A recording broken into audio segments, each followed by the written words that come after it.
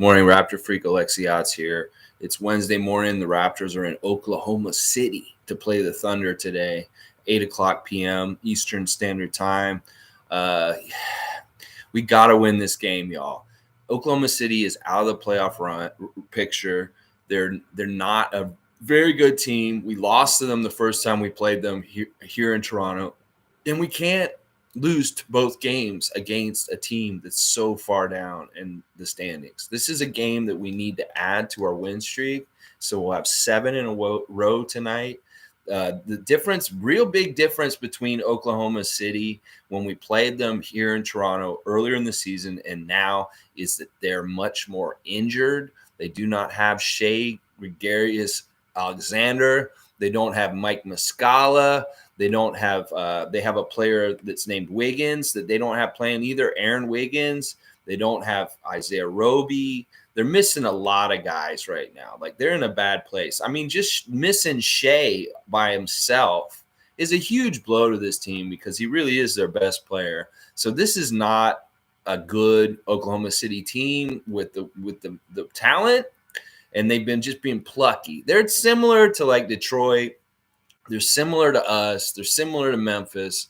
They're this overachieving, crazy-ass team that'll do crazy stuff. And right now they're led by Lou Dort, of course, the French-Canadian. And he has been doing big things in some games. Like, in some games, he'll go off and he'll get like 30-something points. Like, they had a game recently where they beat Dallas, I believe. And, they've had good games and they can rise to the occasion. So we really, really need to just stymie them, mess them up real bad. Now, the last time we played them, if I remember correctly, Muscala had a big 3 that won the game for them. Like, it was very close, and it was this dagger 3 that he hit, and that's how they won. But Muscala is not playing in the game tonight. He's out, and that's the difference is when we played them the first time, we had injuries. We were missing key players, and they were pretty much full strength. And now it's kind of the reverse. We're full strength now, and they're missing a lot of key people. But this is the thing. When you play these kind of games against lesser teams that have losing records, teams that are not online to make the playoffs, you have to execute. You have to make them must wins. You cannot play down to their level of competition.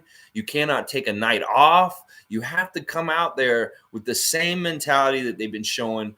Hit them in the face first, get a double-digit lead, pour the syrup on thick, and cruise to a nice, good route victory.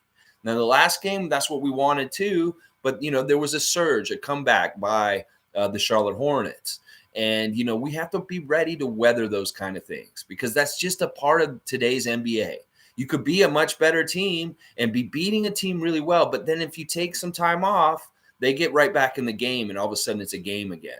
So we can't let up. We have to play with the excellence we've been showing in recent weeks, continued tonight. And I think I have very good confidence in the Raptors winning tonight. I think that in some ways, I don't really need to go too much into the keys to victory. It's just basically they need to play the way they've been and really keep sharing the ball, shooting at a high clip, and really, just watch out for their certain scores like Dort. If we can control Dort, that's pretty much their whole offense in a lot of ways right now. Sure, Giddey's annoying too. We got to contain him, make sure that he's not making huge like playmaking or anything like that. So watch for Dort and Joshua Giddey and just try and contain those guys and not let anybody else on the team do anything too crazy. Everything's the same for us. It's still just Goran's being an idiot and everybody's available and fine, except for, as you noticed, Justin Champagnie is not on this trip. He played last night. The 905 played the Cleveland Charge last night. It was an interesting game. They really blew him out and beat him pretty good. Justin Champagnie had a huge game, 27 points and like double-digit rebounds also. And one of the things I loved about the game last night with the Cleveland Charge and the 905 was we had Taco Fall versus Romaro Gill. which was absolutely entertaining and fun in itself to see these two guys, 7'2" and plus guys, battling and running up the court against each other. And I didn't know we were actually going to get to see them face off and actually play against each other, but because fall started and Gill was coming off the bench, and it seemed like for the beginning of the game they'd switch out, and it didn't make any sense. I'm like, if you're thinking positionally, why wouldn't you play Gill against Taco Fall? I don't know. I mean, that's the only guy that seems like that'd be a perfect like matchup in the lineup. So Fall would come out because he was starting, and then Gill would come in with the bench unit, and they weren't on the court at the same time for the first half. But in the second half, they did get some time to battle against each other, these really tall, mega 7-footers in the G League level. But we really kicked Cleveland's ass. Like, we outplayed them so much. And it really was a lot of Justin Champagnie. Isaac Bonga played very well also. And David Johnson did a great job out there also. And you got to always mention the guys like Kevon Harris and Higgins and Noel and people like that, because they're working real hard out there. Best, another one, and doing a good job for the 905. 905 are cruising right now. They have a fantastic record. They're near the top of the G League, and we should expect them to do big things as this G League season continues to go on, because they're looking really good. Mutombo's doing a really good job with them. All right, Sue, good morning. Let's go get OKC and pay them back for last time. Yeah, Sue, yes, we have the receipts in our head that we need to pay back. We know what's going on here, and we need to make sure that we don't get swept by the Oklahoma City Thunder, the lowly Thunder with their record, and they're really not going to be in the playoffs. I don't think there's any way these guys are going to get better by the end of the year, because their franchise player is out now. And different guys on their team are having to leave and go and take surgery at different times, and they're all out in different ways. And there's no excuse. We need to win this game. Losing to the Oklahoma City Thunder would be a disaster. It would not be a good thing at all. Sue's saying, yes, today will be a good test for us. We haven't played a lesser team in a while, so let's play to our standards and not lower ourselves to theirs. I think we got it. That is so true. It really is a symptom of a good team, is that you have a certain level, a standard of play that you play night in, night out, whether it's a top team in the league or it's a bottom team in the league. And one of the things historically the Raptors have done that drives me crazy is that they play down to their competition sometimes. They don't try as hard. Sure, the margin for error against an opponent like the Oklahoma City Thunder is greater. Yeah, maybe we can miss 10 free throws, but let's get that right finally this time. Let's win the points in the paint. Let's win the fast break points. Let's beat them in three-point shooting. Let's get more shot opportunities than them. Let's do all the things that we do that always leads up to success. Graham, good morning, Raptor freaks. Oh, yeah. Let's go, Graham. Yeah, baby. Thunder tonight. All right, Tom Duke's real mascot matchup of the day. All right. I had to do a little gun thing because, we're in Oklahoma City, and that's kind of a Wild West town. Yeah, high noon. Like meet them at high 8 o'clock noon Eastern time tonight. Listen, the Raptor is still in this battlefield field, and he's still kind of just chilling. He's feeling good. These Hornets didn't do nothing. He actually got a little taste of honey from their hive. He's like, yum, yum, yum. Yeah, I don't know if Hornets have honey in their hive. Maybe I just totally messed up my story, because like honeys don't have Hornets have hives with honey. I don't know. Maybe whatever. They have honeycomb. I mean, obviously it's on the court, so they must have honey, right? I don't know. Anyway, besides all that, that's the last one. He's still there, and he's just hanging out, but he's seen that the skies are darkening. Yeah, the skies are darkening. It looks like something's rolling in. It looks like it's a big storm, a thundercloud. Yeah, thundercloud coming in from the west. Yeah. And he's like, he could feel the rain hitting his nose, his snout.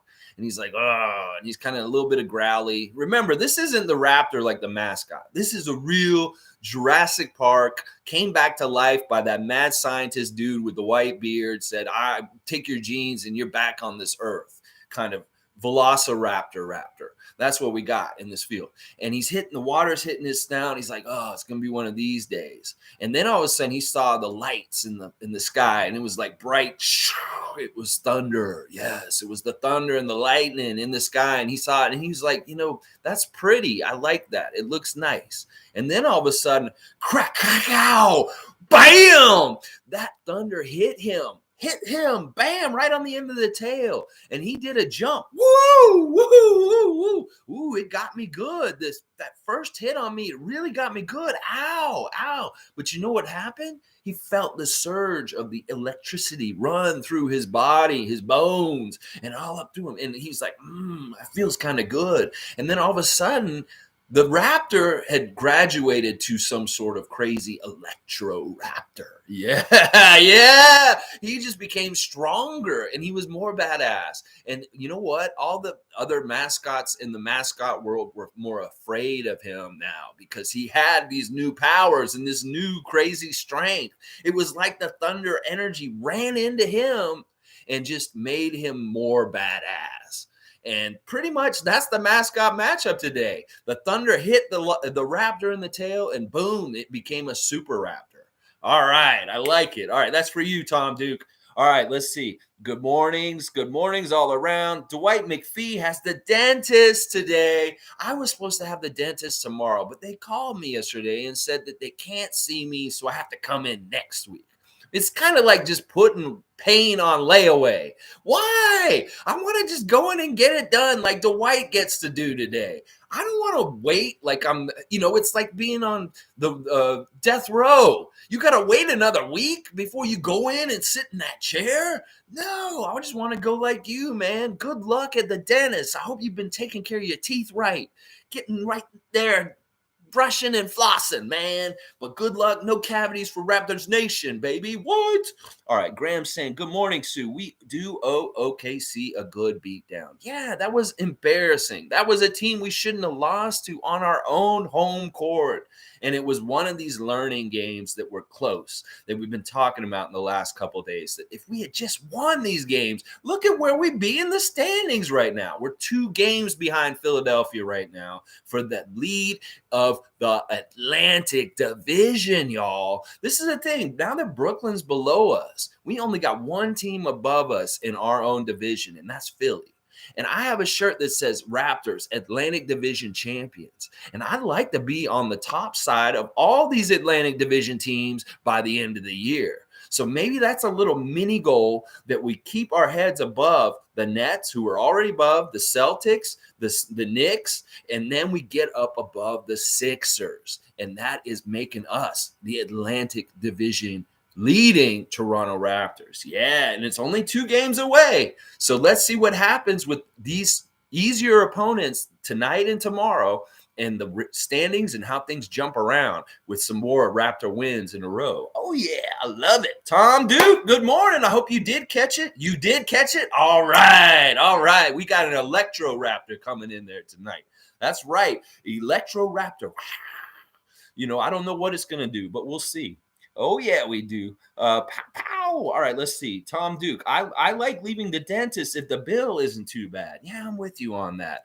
And, I like my dentist. He's cool. I started going to him when I moved to Kensington Market. He's a Chinese dentist in Chinatown, and it's cool, man. They're nice people. It's like amazing. Come in there. They always treat me so nice, and they take care of my teeth just good. I had to have emergency dentistry last fall because I was eating some popcorn, and I bit into a popcorn kernel, and I cracked one of my teeth, and it had a sharp edge to it, and I kept cutting my tongue because of it, and I had to go there right away, and he fit me in within that day. So I love my dentist. He's a cool guy. Dr. Tony, what up? I'm saying what up to Dr. Tony. Yeah, Spadina Dental. What up? Yeah, see? Spadina Dental, that's where I go. All right, let's see. Sue's saying, yeah, the Nets are unraveling quickly. They really are. They played, the Lakers last night? Milwaukee played the Lakers. They played, they didn't play last. They played Boston, and they got blown out by Boston. Boston absolutely destroyed them. And they were like even in the standings, and they weren't even close to beating Boston. Boston absolutely destroyed them. It was Milwaukee who beat the Lakers last night. I'm just trying to get all my game straight in my head right here. But yeah, I'm excited to play the Thunder today continue our win streak, hopefully, and just really contain. Let's give some OG-itis to Lou Dort and Josh Giddey and just make sure that these guys can't operate in any comfortable way today in Oklahoma City. Yeah, Nets lost by 35 to Boston. Yeah, that's a pretty definitive win. James Harden did not play. I don't think any of their 3 stars played in that game last night. It was no Durant injury, no Kyrie vaccination, and no Harden. Just decided to sit. So, yeah, real bad things that are going on for Brooklyn right now. It was just Steve Nash's birthday. I feel bad for the guy. Honestly, I don't know how they right this ship. I know when Kevin comes back, that'll help a lot, but they're going to have a lot of ground to cover. And can he do it all by himself? Like, I don't know how much help he really gets from Kyrie and James in some ways compared to, like, distraction and problems. So it's like, good problems for Atlantic Division foes of ours. Oh, yeah. Tom Duke saying next up to lose: Thunder, Rockets, Nuggets, Pelicans, Wolves, Hornets, Hawks, Nets, Pistons. Yes, I love that you just listed out like our next 10 opponents. And listen, when you look at that list, really, Nuggets I'm worried about. Sure. The Minnesota Timberwolves are a bit dangerous, more dangerous than we think. And the Pelicans are actually surging right now. So those 3 games will be tough. I like the games today and tomorrow for us, for sure. And then those 3 games, we're really going to have to tread lightly through the next 3 Western Conference teams. And then the Hornets, the Hawks, we've seen them. And then that double, that back-to-back home at home against Brooklyn is going to be so weird and fun. But they've got some time to try and figure it out with the All-Star break and stuff like that happening in between. And then Pistons, we really want to beat the Pistons. Yeah, we need to get a win against Coach Casey this year. We can't let him sweep us. We cannot. Andrew, let's go! Woo! Beat the Thunder. Yeah, Electro Raptors. Yeah! Whoa! I love it, man. I have a good feeling today too, Andrew. Sending good vibes, everybody from Andrew to the Raptor Freak cult and the Raptor Freak Nation, baby. Susan, you tell them, Tom. Yes, they're all going down. I hope we move past Philly by the end of the weekend. That's what Graham's saying. That's possible. I don't know who they're playing coming up, but I know that we've got some favorable games coming up right now where we can make up some ground on them. It's only 2 games. 2 games between us and them in the 5th spot in the playoffs. Yeah. Let's talk a little bit about some of the news about the All-Stars in the last day or so. They just announced different competitions that are going to be played. The skills competition in particular is the one I want to talk about. They have 3 teams. They're very interesting teams by how they designated them. We have the Antetokounmpo brothers, which has one of our 905 guys represented it. Alex Antetokounmpo is going to be at the All-Star weekend because he's Giannis's brother.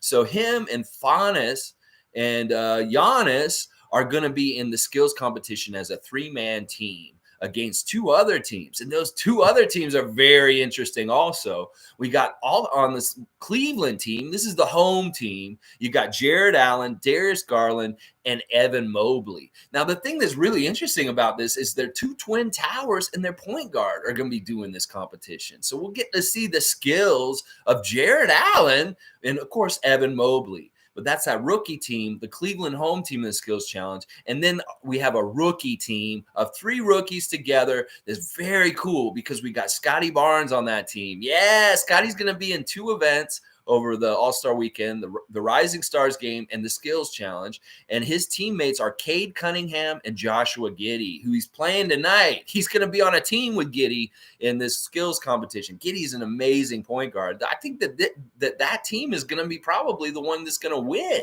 Scotty, Cade, and Giddey, because they just have the best all-around talent between the 3 of them compared to the other teams. You know, like the Antetokounmpo brothers, sure, Giannis, okay, but really, the other guys, come on. And then like that Cleveland team, they got 2 big guys. And I know Mobley is not like a real center, but we'll have to see what they do. Like, it's a timed course. They have to pass the ball through tires and do all kinds of dribbling around cones and stuff. So we'll just see who's quick enough and fast enough to do this stuff. Because our boy, Mr. Number 4, Scotty, we know that he can dribble the ball fast up the court and do different things like that. Really good passing.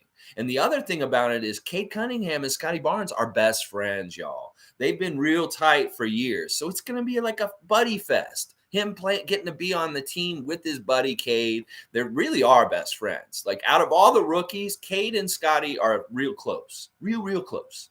And it's cool that they can be on a team together in the All-Star weekend and the Skills Challenge. So my favorite pick, of course, I'm going with our guy number 4. I'm sorry, Alex, you're on the 905. I've seen how you played at times when you get in the game. I don't have that much confidence in you or your other brother, Giannis. I'm Giannis even too, to a degree. Skills competition, come on. So let's go rookie team. Yeah. So listen, it's going to be a lot of fun since there's so much Raptor participation in the All-Star weekend. It's going to be great because it'll be easier for me to do content. I was going to hate it if we didn't have any kind of Raptors involved in anything. I would be like, I'm not going to watch. And I wouldn't even probably like done reactions, stuff like that. But because they are involved, I'm going to be watching it real closely, whether it's Fred in that 3-point competition. And look, we saw the field that Fred's going up against. This is like the creme de la creme of 3-point shooters in the league right now. It is nasty. You might as well put Steph in there with these guys because you got pretty much all the badass shooters in that league. Like right now, like CJ McCollum and Trae Young. This is going to be real tough for Fred, but I still bet on him. I have to because honestly, he has the most. There's factors like his quick release, his rhythm, I've seen him in pregame just go off, like just bombing threes one after another, and maybe in a way because he's right up on the line, it's easier because he's so used to shooting at the logo these days. So I don't know. I'm still picking Fred. Of course, we got to bet on Fred, bet on our guy. But that's going to be a really, really tough competition. There's 8 of the best free throw 3-point shooters in the league involved in this now. And that field is tough. It's tough. I'm not even that interested in the dunk competition, to be honest. At this point, the dunk competition is just kind of tired. Every dunk has been done. Everything has been, it's really hard. And seems like the way they do it is stupid because they mess up and they keep trying and it just looks bad. And I don't know. I'm not as interested in that, but definitely in all the other events and the main All-Star game stuff also for sure. All right, let's see what else y'all have been saying just now. Kyrie, good morning. I hope you're doing good. We are winning this game, but I can see Lou dropping 40 with no SGA. They're really going to need him, and he always plays hard against his country. Yeah, that's a good X factor to bring up. That Lou Dort may actually get up because he's playing the only Canadian team. I don't know why. I guess there's a Montreal Canadiens, Toronto Maple Leafs conflict or something like that. But Lou, do you hate Toronto? Come on, man. It's still Canada. You're buddies with Chris Boucher. You guys are cool. Can't we all get along? You don't need to drop 40 piece on us. Come on, man. Just be nice. That kind of thing. That's how I'm feeling about it. But you may be right. They really got to rely on him for their offensive output. So he could end up with 40 to 50 points just because there's nobody else there to help them score. So yeah, we got to really watch out for him. I like the fact that once again, Lou Dort is 6'4". And when you put any of these little guards, whether it's Trae Young or different people we've seen recently, they really have a hard time getting anything going against our huge lineup. And Lou Dort, you're 6'4", you can come in and see all our wingspans, and hopefully you just have a hard time and you miss a lot tonight. Oh, yeah. Raymond Jacob, good morning. Always good to see my friend Raymond Jacob. I heard Gary Trent's father saying he was in pain and seeing his son depressed on the Blazers. This is what Eric Flynn probably feels seeing Malachi. Ooh, that's an interesting perspective. I watched the Will Lou Raptors show with Gary Trent Sr. last night. Very interesting stuff. Gary is very unfiltered. He will tell you exactly how he feels, and he's very interesting dude. I love hearing all about the stuff he was saying and the things about how Gary is about winning, just about Gary's younger days as a kid and just as being the older brother in relation to the younger brothers and different things like that. It's very interesting.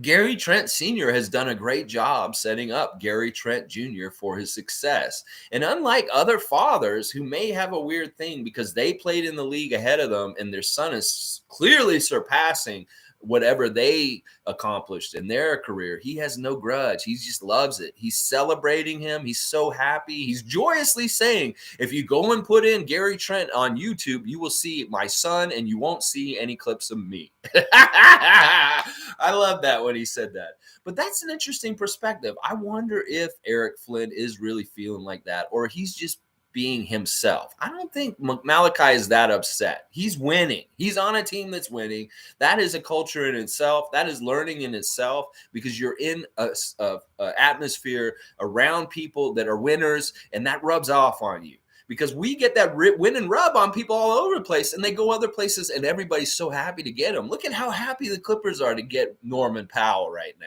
Yeah, we put that win and rub on Kyle Lowry, and he goes off to Miami. And look how happy the Heat are to have him there. Yeah. So Malachi, sit tight, do what's right, take care of yourself, get your playing time, and shine. And maybe you'll get that rub, and you can go somewhere else and feel like those people will be real happy to have you on their team.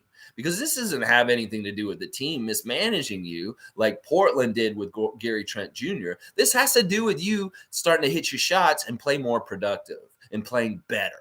And it's a totally different situation, Raymond. I understand the parallels you're trying to reach here, but they're not, because once you heard Gary Trent Sr. say, he said when Paul Allen died, the Blazers went into a mess. That he was the owner, he was the important computer guy, and he was in charge of that team, and he was the figurehead. And when he left, there was a vacuum, and now there's just a bunch of jabronis trying to jump into it, and it's getting really messed up. It's like that team is super messed up.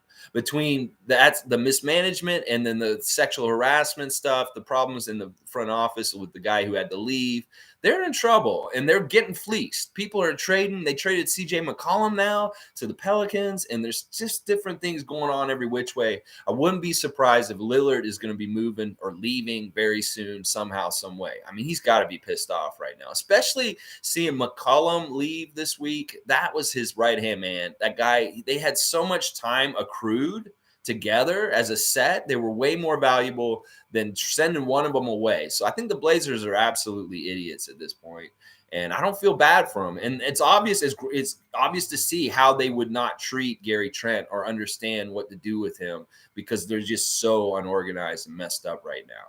So, but yeah, this is different. Eric Flynn's just making things harder for Malachi by not. I don't think Gary Trent was doing that kind of stuff on Twitter last year. At least he may not have been, but maybe he was. I don't know. But anyway, all right, let's see. Kyrie saying, in my opinion, Gary should have made it to the three-point contest. He even publicly asked he would like to be. I say he shouldn't have made it over CJ, who is shooting. You say that he should have made it over CJ, who's shooting 38% to Gary's 40%, and a few others he should have made it over. Yeah, it's interesting. They added CJ, and then he gets traded, so it's kind of like he's a Pelicans representative. It's kind of a little weird. Portland hasn't really been that good, but it's really on his record as a three-point shooter for years now. And maybe you're right, but we can't have Gary and Fred in the same three-point shootout. It was one or the other. And in some ways, I'd much rather Fred just do it because he's already there, because he's in the All-Star game. Let Gary have a rest. Let Gary go and get a vacation. The less of our Raptors that are at All-Star break in some ways is good, because that means that they're not having to be rushed around and do the whole media bullshit and all that other stuff. Because like I said, the All-Star break is not necessarily much of a break when you actually have to go to it and be participating in it. And if he only has to do the three-point shootout, that's fine. That's not as strenuous. But why not just bypass going to Cleveland in February altogether and go to Florida? Or go to the islands, Gary. Go somewhere where it's hot and get recharged and just lay around. Your time's going to come. You know you're going to get to participate in a three-point shootout in the years to come. You will. We know you will, because of the way you're playing now and stuff. And it's just Fred's turn. It's Fred's turn right now and stuff like that. But yeah, I agree. In some ways, you're exactly right, Kyrie. It should be Gary over CJ, but Fred's already there. And they're not going to put two Raptors in the three-point competition with only 8 spots. I mean, that's just how it goes. But he'll get his shot. I really believe it. You think Gary got snubbed and Pascal for sure. Yeah, Pascal's getting snubbed for All-Star right now, but that may change. I don't know if somebody else gets injured, something changes. Jared Allen may be the next in line to jump into the All-Star game, and then maybe Pascal right after him. But we'll see. I mean, there's no guarantees on anything. And in some ways, this fuels Pascal's fire to just go out there and prove them completely wrong for the rest of the season. I'm all good for that, too. I love to see Pascal be pissed off because he didn't make the All-Star and he just goes crazy for the rest of the year. And then like they look stupid for not picking him. But the All-Star is just a showcase anyway. It's not even like anything. It's just prestige. It's kind of dumb in some ways. If Pascal makes all NBA team, I'd much rather get that celebration and reward for him because that's a huge thing. All NBA is very big. So LaMelo shouldn't have made it over Chris and Siakam, the replacement for KD. Yeah, it's really that they want to give kudos to Charlotte for how well they've done. They didn't have a representative. It's that kind of thing. It's the same thing on the other side with San Antonio. They picked Murray because San Antonio didn't have a rep, even though San Antonio is not even really a play-in team. It's just that Murray's playing that out of his mind, and they picked him. But the teams that already have reps are less likely to get a rep as the replacement because they already have a rep. And that's part of the reason why Pascal's going to get that discount on it because Fred's already there, and they don't see the Raptors as deserving 2 All-Stars this year. We just don't have the record for it in some ways. We could have if we were, winning some of the games earlier this season and we're up in the top 3. Yeah, then we should get Pascal and Fred. But it didn't happen soon enough. We had too much losing in between January and now with that bad stretch where we were losing like 4 out of 5. That really messed us up. That if we had done really well through that and just kept the winning streak from the beginning of the year into this one, yeah, Pascal would be on the team for sure. But it is what it is. Monty Python, good morning. Good to see you as always. He says, hopefully the Raptors don't play down to their competition tonight. Yes, that's always a pitfall that we could fall into. We need to realize that we play at a certain level and they can play at their level, and we don't need to match their level or their intensity. We need to have our own intensity, come out there and smack them in the face, play with that physicality, the fouling, all that stuff. Yeah, we're fouling, y'all. We're dirty. We don't give a shit. We're the Bad Boys 2020 version. We're going to just come out there. You can fear us. You can know we're going to put you on the ground. We're going to slap your arm. We're going to put you on the line. Yeah, we'll do that kind of stuff. Oh, yeah. Let's see. Keep going. Andrew saying, this trade deadline has highlighted more than ever how much better our front office is, especially compared to the Kings. Yikes. Yeah, they've sold the farm to get Sabonis. There's a lot of weird things going on this week. I don't think any of the trades this week have been that good. I mean, they've been weird. There's been teams that have really been doing stupid shit. And it's like, yeah, this is a minefield of folly. You don't want to just step into it just for the sake of stepping into it and make a deal. You really want to make sure you're really thinking it out and making the right idea. And I don't know if y'all saw Bobby Webster's press conference yesterday. I did. And, man, he's very interesting. He's pretty much echoing a lot of the things that we've been saying here and what we're thinking, that he's not in a hurry to make a deal. His phone's on, and he's taking calls. He's listening to what they're saying, but he's like, unless it makes sense, he's not doing it. And that he really, really likes the vibe. He said the vibe on the team right now is really good. The core is good, and they're doubling down on it. They're doubling down on their core. So don't expect Pascal Siakam or Chris Boucher or any of our main guys to get moved in any kind of way. As once again, your trade talk and talking about how we could do this and we could do this, matted up on the trade machine online, it's all bullshit and hot air. Because in reality, Bobby Webster's in no hurry. He likes our core. He's doubling down with what we already got. But he is open to doing something. And the Dragic piece is the one, he said it, is a very unique piece. There is a lot of interest, and we could see something happen with it. So there's still a chance something happens. But don't expect anybody else to get moved other than Goran Dragic. And I love that. I love that. And even Bobby said that we're family. Like Chris loves playing in Canada. They speculated on what Chris is going to do this summer as a free agent. And he said Chris loves Canada. He's a part of our team. He's a part of our family is basically what he said. So it's just reinforcing a lot of the things we've already thought this week. Like Andrew said, why would he get a podcast on Yahoo Sports Canada all of a sudden if we're going to trade him in this week? No, and even in the summer, we're going to re-sign him, and he's going to be a part of our team next year, even though it's not for sure, because he is a free agent this summer. But Bobby really kind of said a lot in the press conference yesterday. People said, oh, he didn't say anything. He clammed up. Well, that's because there's nothing to say, y'all. Y'all are just speculative people that want something like to write about. Oh, he said something about this or this. No, he did. He's really smart. He was really open, and he was really matter of fact. He said, listen, this is how it is. You know, we're not hurting financially because of the pandemic. We're not hamstrung because of finances. We can do whatever we want. This is not an issue with us. You know, he answered a lot of big questions. And it's just some people don't like the answers because there's no meat to it. There's no names. There's no like, oh, he's going to trade this person or this person. He basically called the press conference to say, we're going to probably stand pat because we like our team a lot right now. So I love that. I love that he did that. And in some ways, it's really good that he came out and said it, because then it dumbs down some of this dumb speculation, some of the news out there, some rumors people are putting out there. Well, we just heard the GM say exactly what he's doing in a press conference yesterday at 1:00. So we can understand what they're going to do. And this is great, too, because once again, they keep talking about this. And Jack Armstrong keeps saying it. They don't have to look over their shoulder. You imagine how many players in the NBA this week, the trade deadline week, is the most stressful time for them in different ways because of their situation on their team, or maybe just the way the team treats them or anything like that. And then here in Toronto, our guys feel secure, they feel good, and they can just focus on getting better as players and playing good basketball. They don't have to worry about looking over their shoulder. And that's what we're talking about here. We don't want to build a culture of looking over our shoulder. Oh my gosh, I could get traded anytime. That's the New York Knicks. We don't want that. We do not want that here. And that's where we get so much good out of them and so much good camaraderie, because nobody's worried about losing their spot. You know, if they lose their spot, it's because they didn't play well enough to stay on the team. But these guys are getting rewarded and they're playing really well, the ones that are playing. So, yeah, I love that press conference by Bobby Webster. He just reinforced everything I was hoping he was thinking. So it was really good. Kyrie, now that Miles Turner's chance to get traded is low, I can see us fleecing the Blazers for Nurkic. Yeah, this is one that I think has a high probability, is the Nurkic thing. Because the way it would work is it would be a 3-team deal where we send Dragic somewhere else, and then they send stuff to Portland, and then Portland sends Nurkic to us. Now, I'm okay with Nurkic, but he would really be a specialty guy. He may not even start. Like, it's the kind of thing where we just play who we're starting still, and if we have issues with a big guy at any point, then we bring him in. But he would really be a rotational guy. I don't see him being a starter. I don't see him necessarily having to be a focal point in our offense. He really would have to come in and just be a positional like body to be against these big bodies in the rest of the league.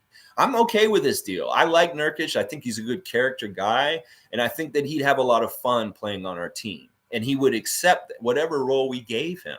So I'm green light on this deal. I'm totally fine, and I'm fine with Miles Turner ended up on this team. But I think you're right. Now that Sabonis has got moved, LeVert's gotten moved. Indiana may be holding on to Miles Turner just for right now, at least for the rest of the season. I mean, I don't know. I'm a fun guy. Pascal should be way before Jared Allen. He should have been over LaMelo. Yeah, this is agreed. Honestly, in some ways, Pascal should be starting the All-Star game. If you really think about the 5 guys that are the best 5 players in the Eastern Conference right now, Pascal's name needs to be involved in this conversation, at least within the top 7. You know, if you really talk about, you got Giannis, you got Durant, you got a certain level, but Pascal is his numbers and the way he's playing at the level he's at all around is like top 7 Eastern Conference. So yeah, I completely agree with this. It's just really, like I said, let's get Fred in there so he has it on his resume. We can say Fred's a former All-Star now, because we couldn't say that until this past week, that Fred's an All-Star, and he deserves that moniker associated with his name, that he has been an NBA All-Star. You know, so we'll see.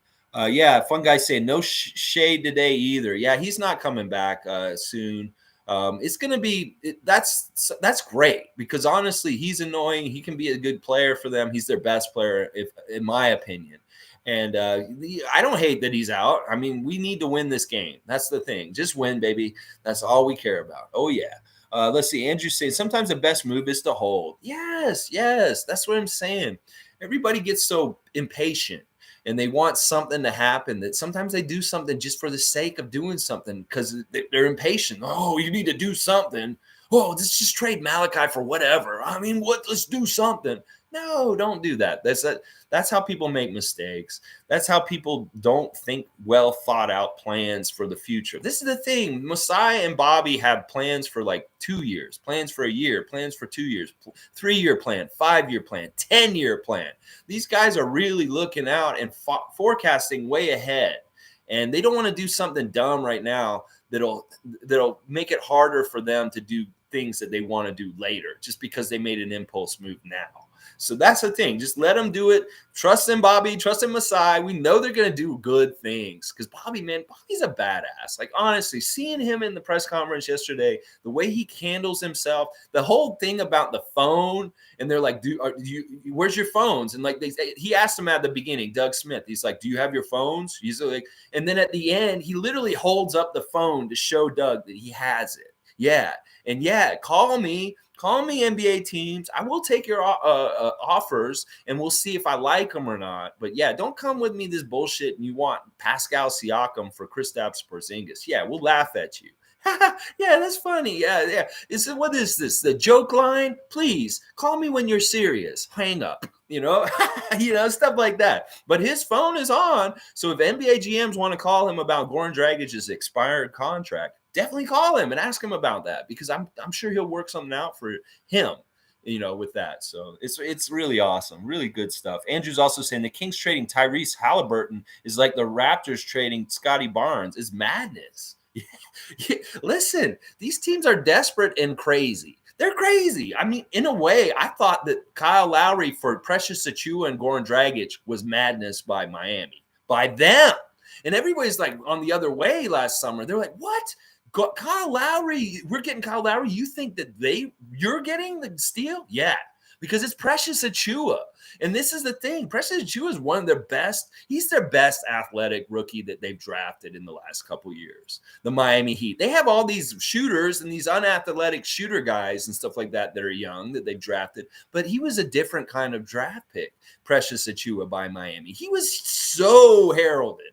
People were like, he's going to be badass. He's going to be the next Giannis. And then when he couldn't shoot very well in the rookie season, the Heat fans turned on him. But this is the thing. To a smart person who understands basketball and developing players, you see a really nice oyster that you can get a nice pearl out of. Oh, yeah, with Precious. And when I looked at it, I was like, well, Lowry, you're going to get him for half a season for maybe 2 or 3 seasons. You can get him for maybe 40 games every year for 3 seasons. And we're going to get this new young stud that's going to develop and become who knows what. We got the steal in that draft. And that's what I'm saying. It doesn't even matter if Goran was involved in it. Precious for Kyle straight up in some ways is a steal, and the Raptors won that deal just from that. Because they sacrificed a youth, a grade A stud that was coming up in their organization to get an aged point guard that's only got 4 or 5 years left in the league. So go ahead, Miami. And that's a different perspective than most NBA experts would have, is thinking, oh, you mean Toronto won that deal? But it seems like you didn't, because Goran hasn't showed up. Yeah, let's see in 2 years who won this deal between Toronto and Miami that happened last summer. I love Kyle and everything like that, but we have Fred. We didn't need him, and we went out and we got an amazing young power forward for Kyle. And I think that needs to be spoken more of. And as the years go by in the next couple of years, we're going to see that was a huge, crazy deal that Masai did, that him and Bobby kind of fleeced Miami when they got Precious for Kyle. Because we're going to see Kyle sit. He's going to sit like half the season, every season, stuff like that. He'll be big. He'll do different things. They finally got the guy they always wanted for 5 years. Miami wanted Kyle Lowry. Oh, my gosh. And they finally got him. But, we got Precious, and I want to see where he is in 5 years and where Kyle Lowry is in 5 years. That's what I'm saying. It really smacks of what Andrew's saying about Halliburton getting shipped out of Sacramento. That you cut off ties with a really good young player in your team for older guys. And anyway, Kyrie, Andrew, they're dumb for that. They basically believe in Fox more than Tyrese. Yeah, Fox is a weird player. They really is keeping him, and then they're moving all these other guys around. Buddy Hield's gone too, man. That team is way different. I don't know if we play them again or not, if we already played them twice, but it'll be interesting to see them again. We did get their coach fired the first time we played them. I think we have played them twice already. I don't think we'll see them again. Sugar Ray, good morning. Always good to see you, Sugar Ray. Every morning. Anyway, good morning, sir. Hope you are having a blessed day. Keep up the good work. I really appreciate that, Sugar Ray. Whatever you're doing with your day today, I hope that you do it with a high excellence, just like the Toronto Raptors do on the court right now. That whatever we do in our life, whether it's my silly live stream, people are out there pushing snow around in front of my house, whatever you're doing it with the level of excellence that the Toronto Raptors are showing on their court, that hustle, that heart, that just getting after it, that all that stuff that they're doing, that nobody in the league wants to do, but we do it every single time. It's just part of the prerequisite, the bottom minimum. We have to be all out all the time. I love it. I love it. Monty Python, do you think JV would cost more than Pirtle? Yeah, he would, because JV's older and his contract's more. Like he's tougher to get. And honestly, I keep hearing that JV cannot be moved because of the nature of his contract and how he just got to New Orleans. He has like a can't be traded a certain amount of time after I've already been traded kind of thing. Because he just got traded from Memphis to New Orleans last offseason or something like that. And now it's like he can't be moved again from his team until 1 year of playing with New Orleans or something like that. I don't know if that's exactly right. Don't quote me on being totally factual, but I have heard the JV can't be moved. That he's totally off the table. He's not someone we should be coveting or thinking that we can get back. But Jakob, of course, can be. But the whole thing we're talking about this week is Pop's infatuation with him, the fact that he really loves Jakob Poeltl, and he's really one of the main good things on that team still right now, that he may not want to deal him. But we'll see. We'll see what happens. Andrew's saying, I think any refugees from Portland will play hard for us. Yeah, they'll see the difference in the way the organization is run. You see what Gary, like, that's the thing. When Gary showed up last season, I was like, he seems aloof. He doesn't seem right. Well, he was still kind of down. I didn't realize that he was that depressed playing for Portland, that apparently people in the head office had been insulting him, putting him down, telling him he wasn't good enough. They were really encouraging him in a weird way and not being helpful, and then jerking him around between being in the starting lineup sometimes and then being on the bench. And then just like there was no rhyme or reason. There was no consistency. So he didn't know what to do. He had no guidance. He had nothing pushing him in the right way to become a better player.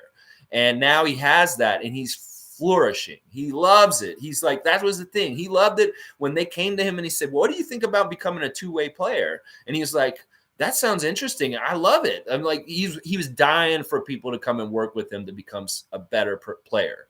And this is the other thing that Gary Trent Sr. talks about in that Will Lou Raptor show is Gary's level of winning, every level of where he's played at every point in his life, like whether he was in elementary school and he was playing on basketball teams then and winning championships when he was a little kid.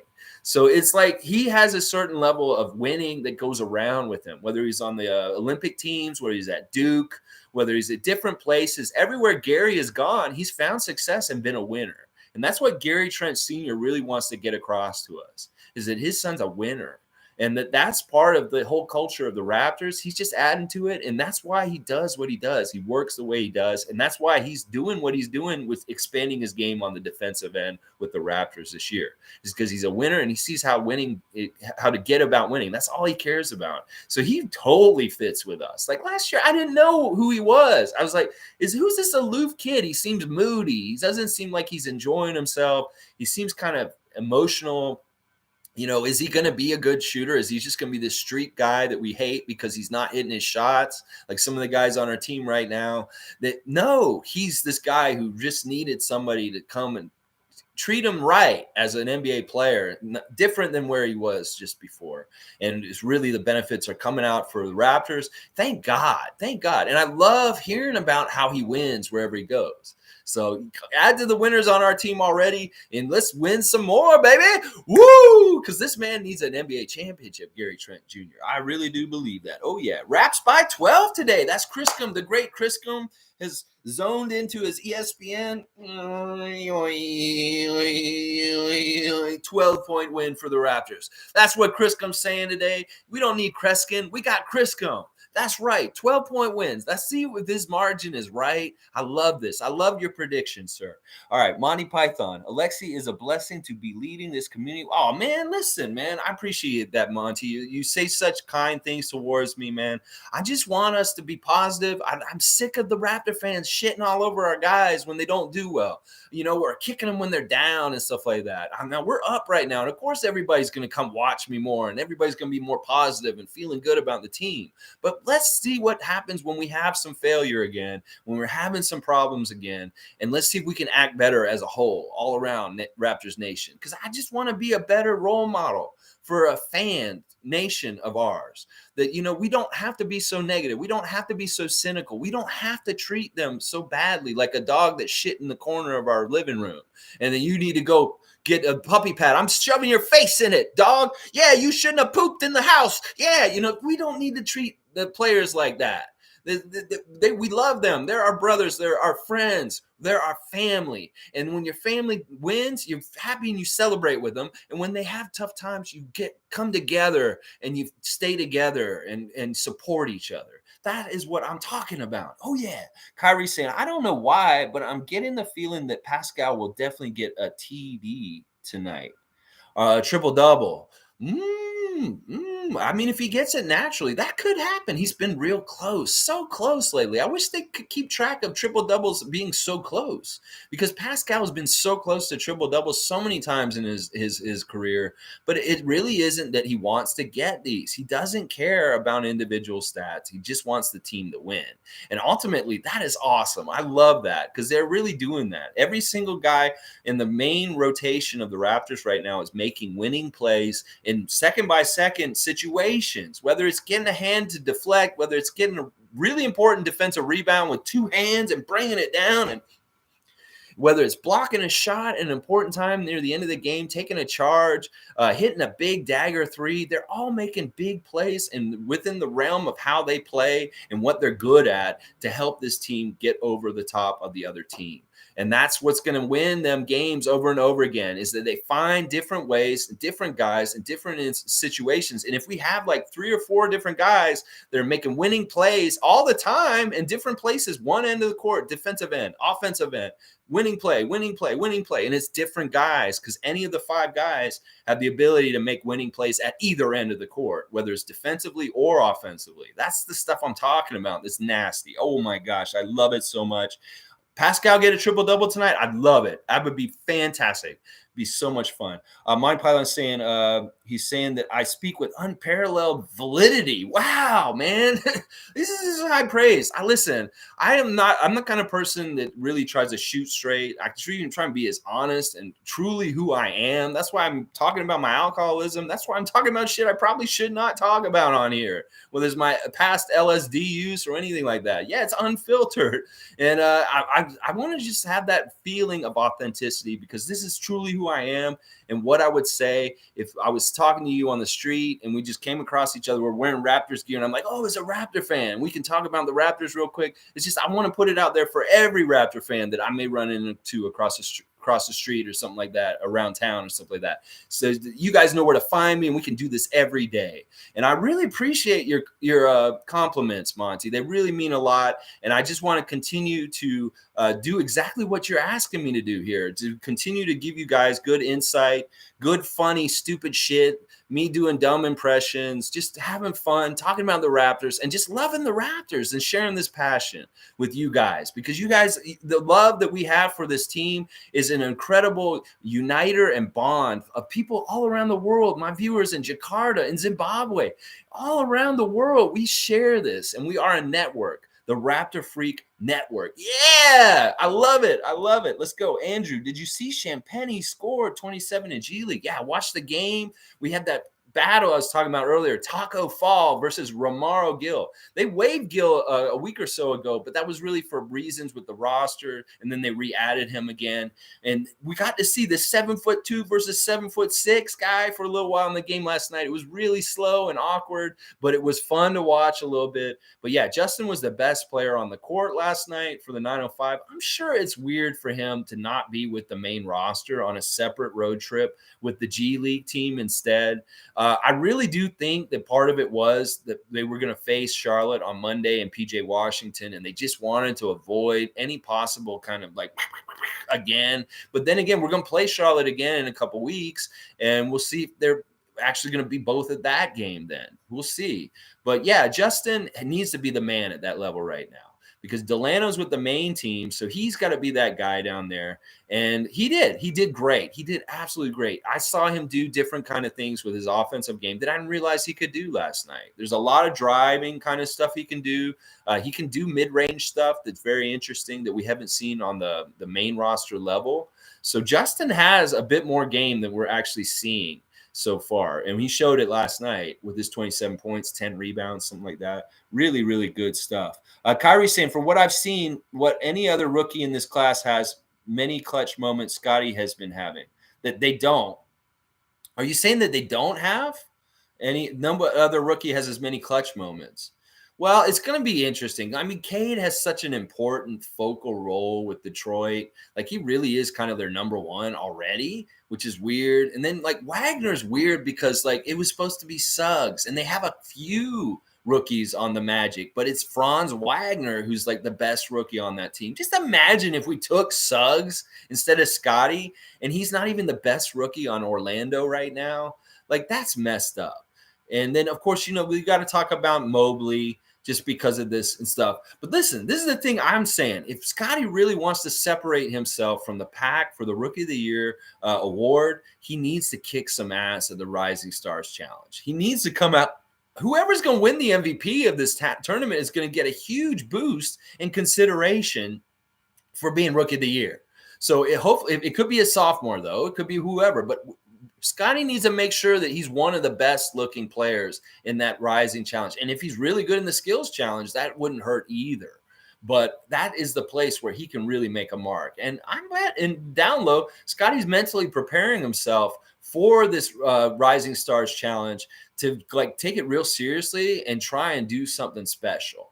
Because if he goes out there and he does something crazy, like gets close to a triple-double or something like that, with all those other guys out in the court with him, and he's the one who has a triple-double out of all those big rookies, that'll be badass. So it'll be tough, though, with the scoring system and how they're doing it. It's like they play to a certain amount. I think they play to like 30 or 50, and then they cut the game. There's no time. It's just they play till somebody scores a certain amount of points, maybe 30 or 50. It's one of those two, and that's the end of the half, and then they play a second half with the same amount of points, and that's how they do it. So I don't know. He may not get as many point opportunities, but if he has a really good showing in that, he will get consideration more for sure. That's a really big part. But yeah, I agree with that. I think that Scotty's put back at the last second and the things he's doing to keep us going into overtime, those 2 overtime games, he was pretty much essential to us getting to that triple overtime game. And then the one against Chicago, same thing. He had that put back at the last second, and that's the only reason why we went to overtime with that one. So very clutch. You're exactly right.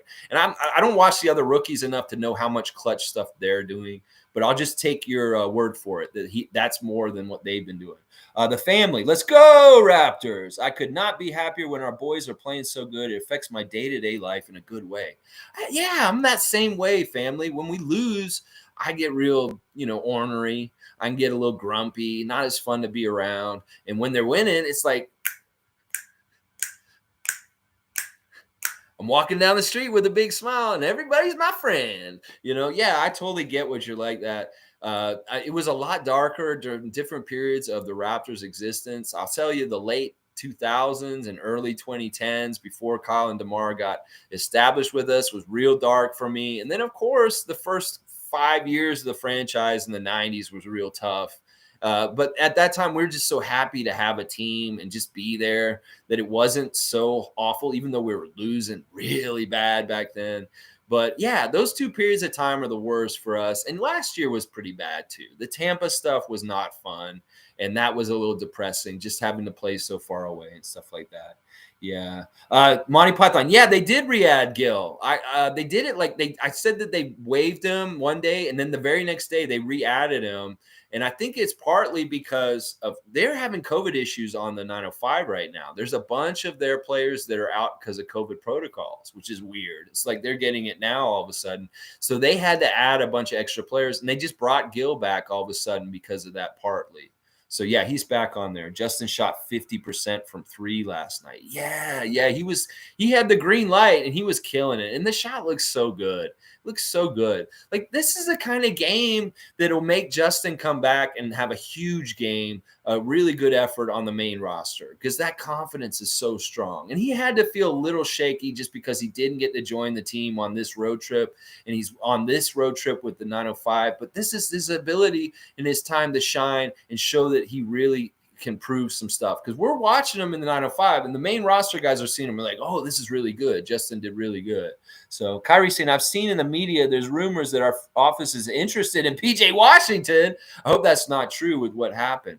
Yeah, I mean, there's so many rumors out there. I don't know what to believe. There's so much bullshit out there. There's so much other stuff. Like, if it makes sense to me, like Jakob Poeltl would make sense to come back, then I'll believe in it. But that doesn't make any fucking sense. We don't want PJ Washington. He's a goon. Like, I've seen him play this game recently, and he does some good stuff and different things, but really kind of not that much different or that exemplary or stuff like, or if he's a conflict with Justin for some reason, personality wise, I'd much rather have Justin Champagnie than him, even though he probably is a better player than Justin at this point in his NBA career. But still, over time, I'd rather have Justin. But yeah, that's weird. I don't think that rumor is true. And I would really question that source and anything they say from now on. Is it Sharms or something? I don't know. These guys are crazy. Watch. They would end up best friends. Kyle and DeMar didn't like each other at first. That's funny. Yeah, that might be true. That sometimes people don't like each other because they see too much of themselves in the other person. It may be that PJ's just a fighter and a scrapper, just like Justin, like a guy who has an edge. It's like, I'm coming in this league. I'm really trying to make it and stuff like that. And they just see it in each other. And that's why they're – but it seemed like they have a beef from somewhere before. Like they played each other in the past.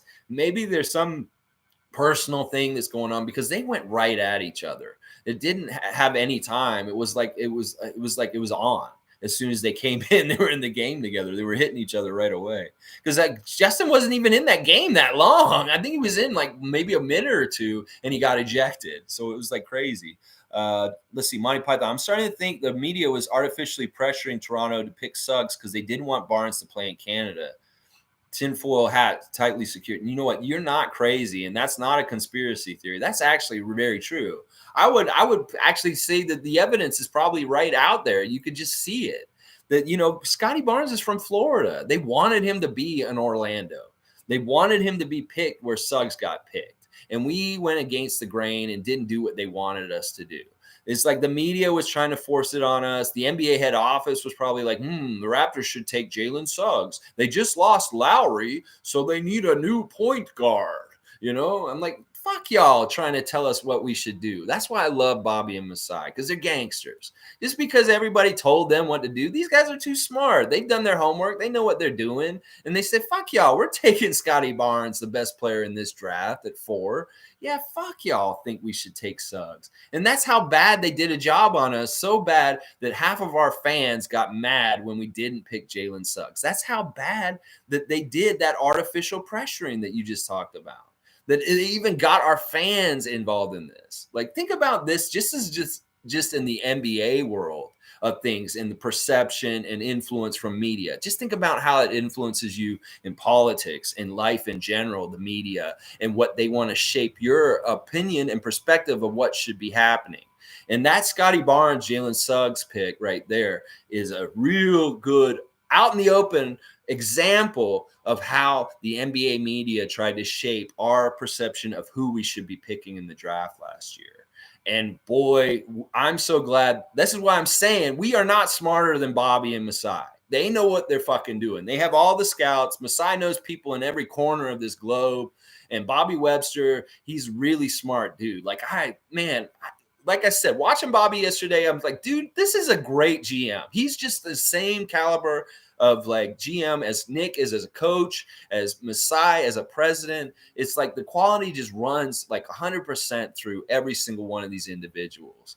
Like, Masai is not even like, he's basically our figurehead, our leader, our guy that tells us like, this is our identity. We're winning. We're going to go out and be social justice warriors. We're going to go out and promote different causes around the world that you care about. Like in that open gym recently, the one coach won, that he's out there saying, you guys, if you have things that you care about, charities, if you care about this issue at your home countries, in your home cities, you tell the Raptors organization, because we'll come with you and we will partner with you and help you get help to the areas and the things that you need in that community, in that place that you're from. And I love that. And that's part of what Masai is doing now, is that he wants to go away from the basketball operation stuff. We let Bobby handle all the GM stuff, the talking to the other teams, the dealing stuff. And he's more interested in the foundation of the Raptors, charity work, doing more with Africa, doing more with just like humanitarian stuff, because that's what he's doing, man. His huge influence is Nelson Mandela. And he wants to make a change in this world, like on the level of Mandela. So Masai's using his position as team president of the Raptors to not only do things great for the Raptors and get them winning, but also go around the world and change the world in different places. Like the thing he just did recently in Africa, installing so many new basketball courts over there to bring up new talent. It's stuff like that. And I love that we have that social justice consciousness in our team. And that we're, in a way, we're very progressive team, ahead of a lot of sports teams in the world, on standing for things like, whether it's the Black Lives Matter stuff, whether it's just different things, like as far as like trying to promote inclusion and diversity and different things. And we are the trendsetters, and we are a great role model for that. And that's Masai. And that's why his job is different than it is in past years. He really isn't the GM anymore. It's Bobby. Bobby handles all that GM work, and he's just the figurehead president at the top, setting the tones, whether it's in charity work or in winning. And winning is number one. Real, yeah, it is. Yeah. All right, let's see. Andrew, did you know the Olympics started a few days ago? Snuck up on me. Well, the Olympics are in China. There's a lot of different people that are boycotting it. There's different things with that. Yeah, I didn't realize they were going on at all until I was watching the Charlotte game the other night, and they showed a medal board on the feed. I'm like, wait, what? There's Olympics going on right now? I'm like, what is this? I was like, yeah, I had no idea the Winter Olympics were going on right now. And whatever. Winter Olympics are kind of stupid anyway, like the whole thing with it, but it is what it is. Snuck up on me also. My Python, you're telling me all these professionals were wrong about Suggs and Barnes? BS. Oh my gosh. You've got me so riled up now. Oh my gosh. Yeah, listen. The Raptors organization has been watching Scotty Barnes since he was a little kid. They've known him for a long time. They've wanted him. And if they got that shot, they weren't going to fuck that up. That was a little bit of the luck. We've had a shitty season last year in Tampa. We got into the lottery, got a ping pong ball to go right for us, and we jumped up like 3 spots. That's really part of it too, y'all, is that we had good luck in the lottery, and it got us into the 4th pick to allow us to happen. Like, that's the last really important thing involved in landing Scotty Barnes, is that we needed to move up with the ping pong balls, and we did. And that's why I feel so grateful, because honestly, I really see Scotty as like a once in the generation kind of talent in some ways. The way he is, and the old school mindset that he has, and the way he is, we're so lucky that this happened this way. And trust in Masai, trust in Bobby, because it's shown just in that draft pick and decision like that. That was just, oh my gosh, home run. People are going to say for years and years that Scotty Barnes was the best pick in this draft. They're going to say it in 5-6 years. They're going to. I know they will. Let's see. Alexi, remember they would play the Barney song to troll them? Man, there's so many different things that people used to do to the Raptors to troll us. And it wasn't even just other teams. It was like our own Canadian press would troll us. Our fans here in Toronto would troll us because they'd be Maple Leaf fans more than Raptor fans. And some of these Maple Leaf fans want the Raptors not to do well on the down low. So they kind of act like they're Raptor fans, but then like when they're not doing well, they're kind of like giddy in some ways too. So it's a very, it's complicated. That's why you really need to know somebody's true intentions about how they feel about the Raptors, whether they're a Blue Jays or a Leaf fan first and a Raptor fan second. That can inform it. I have a whole video on this at the beginning of the season where I talk about like your fan allegiance and how it can mess up your Raptor fan allegiance. Like if you're a LeBron James fan, like you're a player fan over a team fan, like, oh, I like LeBron, but my team's the Raptors. Well, I'm sorry, that doesn't really jive with me because we went through so many years where LeBron was number one enemy. And you saying he's your favorite. So you root for LeBron when he's not playing the Raptors. But when he plays the Raptors, who do you root for? And do you really root for the Raptors against LeBron? Because you may be rooting for LeBron on the down low, and you're maybe hedging your bets to be like, well, somebody won that I like anyway because LeBron won. And then they poo-poo on the Raptors. So that's not a real fan to me either. So it's interesting. And yeah, the trolling, the Barney stuff was awful. That's why we had to phase purple out. That's why this purple flag behind me, we had to phase it out because around Bosch era, the Barney stuff was starting to get way too out of control. And I was sick of it. I hated hearing it and stuff like that. And all right, yeah, sure. We're doing shitty. Call us the Barneys because we deserve it. But you can't call us the Barneys right now and not get a foul or get messed up on the court. Because if you call us that, you may be feeding the fire to us. And we come out there and show you something on the court real quick. The family, who cares if they fight? He's good off the bench, and PJ can bring Brittany Renner along with him when we can all have a turn. Oh, man, I don't even know what you're talking about, family, who that person is. I don't know if that's his girlfriend or whatever or whatnot. I don't know. Stay off of that. But if they fight him, I just don't want him. I mean, we don't need him, honestly. He seems duplicitous with Precious and Chris and Kem. He's not going to be a real center to upgrade. We already got guys like him, and in fact, they're better offensively than he is in some ways. So I just don't like the deal in general. Like, there's no point. There's no logic to it. It just doesn't make sense. Saying these experts call Luka a bust. There's an entire compilation of it. I do not trust the media and experts' ulterior motives. They're speculators and stuff like that. Shit, I could speculate, but I would speculate from an educated basis in reality of trying to think about like, well, this is the eye test. I can see this guy doing this and this out on the court. Yeah, it looks like he could develop this way, or, he has some real athletic, raw talent, but, he needs to really get his handles right, or he needs to shoot better or something like that. It's so weird. Yeah, these experts, I don't know. They do have agendas sometimes, like the one we alluded to with the Suggs Barnes thing. So there is stuff like that for sure. It's like, who is it? Jay Bellis, or like those guys who do the college like assessments for before the draft, and they give their reasoning for this and stuff like that. Sometimes they're weird and they're biased. They may be biased against schools or for certain schools and like certain schools more, or they may be biased against a guy. Like, they didn't know who Pascal Siakam was when we drafted him. When we drafted Pascal Siakam, everybody was like, who? And they had to go and find out later. Well, they really know who Pascal is now.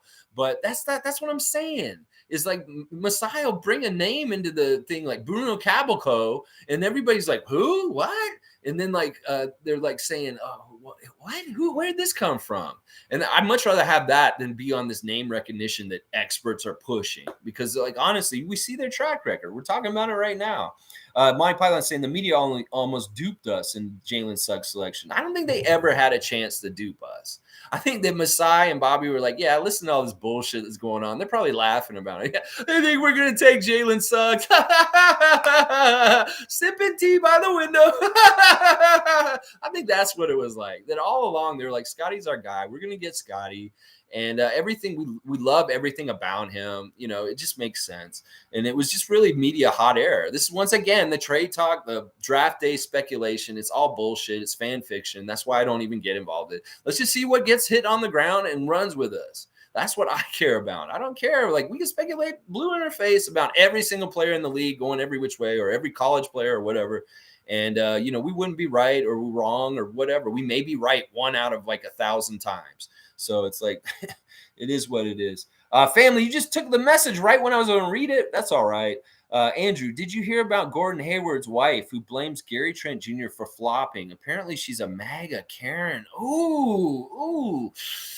Yeah, you know what? She can't blame Gary for that. Honestly, he was trying to make a shot. And when an offensive player is going up to make a layup like that, you don't crowd him or fall over him like that. That's totally on Gordon. That like Gary was just trying to do something. And it's like similar to when the Martin twin ran into Scotty and the inbounds thing. Is that he ran out of control and ran over him and fell over him. And that's totally on Gordon. If she's blaming him, who cares, Karen? Maybe, it's deserving that he's just been out this whole time or something like that. That's really stupid. Like, whatever. She can say whatever she wants, but whatever. It doesn't matter. Her husband just needs to get healthy and, like, worry about himself and so like. The NBA is a tough place to play. Maybe dude's Glass Joe, and he's just not going to be able to play in it. That may be part of it. He's Glass Joe. He's the first guy you face on Mike Tyson's Punch-Out. Glass Joe, who had a glass jaw. You could easily knock him out. This is the same thing with Gordon Hayward. He's Glass Joe. We're going to start calling him Glass Joe. All right? That's what I like, Glass Joe. Let's see. Andrew said, we went from Barney to Bargnani to Barnes. I like that. There's alliteration, the sounds there. Barney to Bargnani to Barnes. Yeah, I like that. There's a lot to that, man. They're all different eras and different times of Raptors. We should be proud of each one, even if they were bad. Mike Python is saying it's like a Pokemon. I don't know exactly what you're saying. Let's see. What else was there for me to talk about? I talked about Gary Trent and Will Lou show. Talked about 905. I talked about the All-Star competitions that are coming up. Stuff like that. I guess there's not a whole lot more to talk about. This is keys to the game. Like, all right, let me go real quick, just over every single person on the Thunder's injury list right now. Isaiah Roby's out against the Raptors tonight because of his ankle. Mike Muscala is out, and he will be out through the All-Star break because of his injury. Aaron Wiggins is got a sprained right ankle, and he is day-to-day, but he's probably going to be out tonight also. Jeremiah Robinson-Earl has been diagnosed with a fracture in his third metatarsal of his right foot, and he will be reevaluated last week. He's not going to be playing. And then Shai's been out since January, so we can expect him to be out also. So it's all good. We got to just contain Dort. No 40-point game, and really watch out for Giddey. Don't let him get too crazy. He's a rookie. He'll make rookie mistakes. We play our game. We play dogged defense. We rebound. We try and get turnovers. We get more field goal attempts than them. We outshoot them at three-pointer. That'll be a big one because if they beat us in three-point shots, that could be some way that they try and beat us. But we want to win the three-point battle. We have been winning that a lot lately, which I really like. Make our free throws once again. We could get away with maybe missing some free throws tonight, hopefully, but we don't want to. We don't want to be like this last game, miss 10 free throws, leave them on the table. Just the basic stuff. There's things we can clean up as a team to be more efficient and get even to a higher level of playing. As crazy as that sounds, as high a level of playing that we've been playing, we can clean so much up and get better still.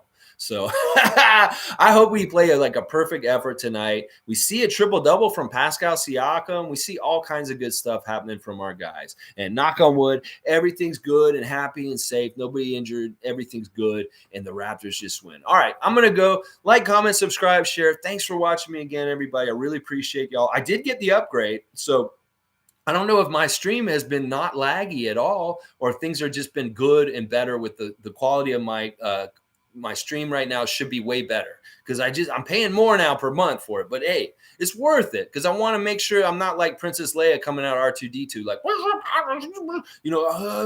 help me over one. I'm only hope, that old scratchiness. Anyway, all right, let's go beat the OKC. Electro Raptors unite. Yeah, get on the court and just let the Thunder get rolled on out the door. Oh yeah, roll them on out.